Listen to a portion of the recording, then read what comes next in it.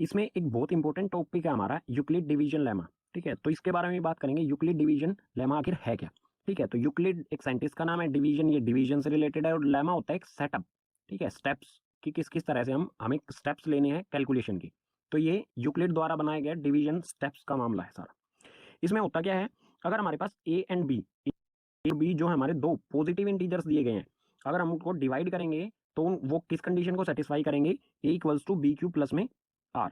ठीक है, तो कैसे हुआ ये, देखो मान लेते हैं हमारा कोई ए पॉजिटिव इंटीजर है, उसको हम बी पॉजिटिव इंटीजर से डिवाइड कर रहे हैं। ठीक है, तो हमारा क्या आएगा, बी को हम किसी क्यू, क्वोशंट यहाँ पर आता है, क्यू से हम मल्टीप्लाई करेंगे तो यहाँ पर हमारा कुछ जो डिजिट आएंगी, फिर इसमें से इसको माइनस करेंगे तो हमारा लास्ट में कुछ आर बचेगा।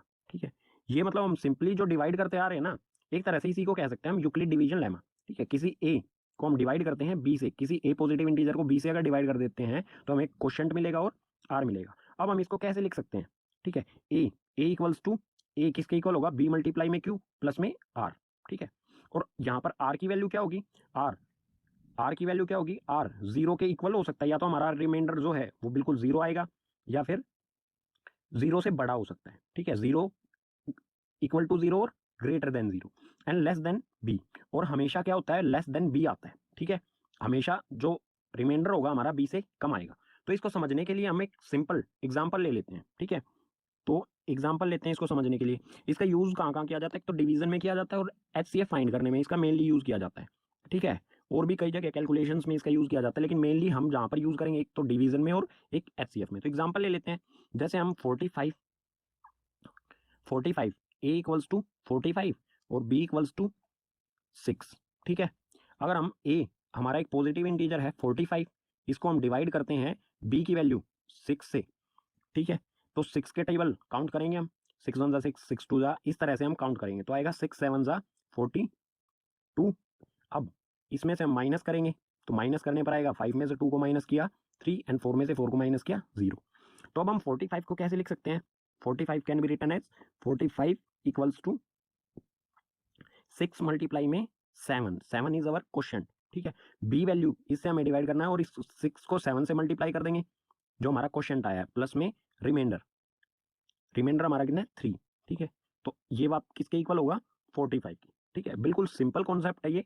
ठीक है, तो 6 7 42, 42 प्लस 3 45। तो हम इसको इस तरह से लिख सकते हैं, इस जो हमने ये सोल्व किया है। ठीक है, अब एचसीएफ में किस तरह से यूज करेंगे वो देखते हैं। एचसीएफ निकालना मेनली है इससे, उसको हम थोड़ा पूरा एक्सप्लेन करते हैं।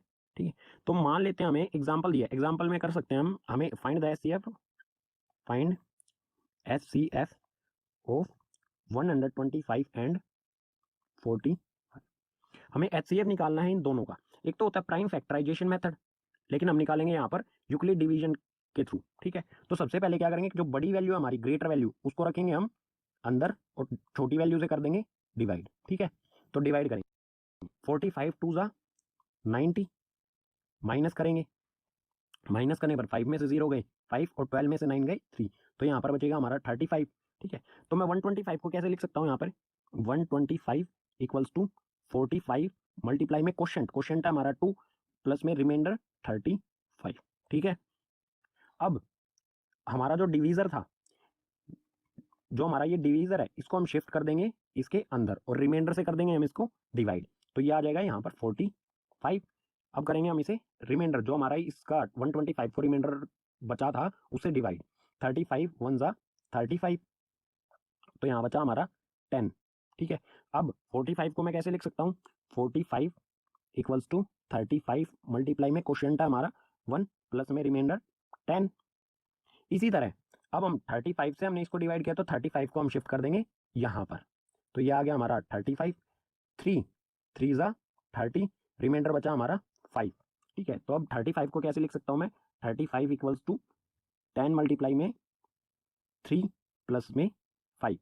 ठीक है, इसी तरह बिल्कुल आगे ही बढ़ाएंगे हम इसे, जो हमारा 10 है इसको ले आएंगे हम यहाँ पर। ठीक है, मैं यहाँ पर लिख देता हूँ, तो 10 आ गया हमारा अंदर, और जो रिमाइंडर बचा, हमने इसको 10 से डिवाइड किया था तो 10 को अंदर, और रिमाइंडर बचा हमारा 5, 5 से इसको करेंगे डिवाइड, तो 5 2 जा 10, 10 में से 10 को माइनस करेंगे 0, रिमाइंडर आ गया हमारा 0। तो 10 को मैं कैसे लिख सकता हूँ, 10 इक्वल्स टू 5 मल्टीप्लाई में 2 प्लस में 0। अब HCF कैसे फाइंड करेंगे? तो HCF फाइंड करने का जो तरीका है, जो लास्ट स्टेप होगा हमारा, फर्स्ट स्टेप ये था, ठीक है, सेकंड स्टेप ये, थर्ड स्टेप ये, और फोर्थ स्टेप हमारा लास्ट स्टेप, ठीक है। जरूरी नहीं है कि हमारे हर क्वेश्चन में 4 स्टेप आए, हमारे एक स्टेप में भी कंप्लीट हो सकता है, 2 में भी, 3 में भी, 4 में भी, और इससे ज्यादा स्टेप्स भी हो सकते हैं। तो जो हमारा लास्ट स्टेप होगा, लास्ट स्टेप में जिस जो डिवीजर होगा हमारा, वही होगा हमारा HCF, ठीक है। तो लास्ट स्टेप हमारा ये था, इसमें डिवीजर क्या है हमारा 5, तो HCF हो जाएगा हमारा HCF of 1 to 5 and 45 equals to 5।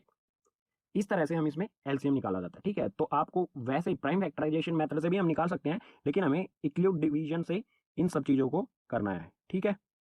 तो यही होता है हमारा कॉन्सेप्ट यूक्लिड डिवीजन का। इसके यूजेस क्या क्या हैं, आगे आने वाले एग्जांपल्स में, मतलब जो हमारे क्वेश्चंस आएंगे उसमें और अच्छी तरह से इसके यूजेस हमें समझ आ जाएंगे, ठीक है।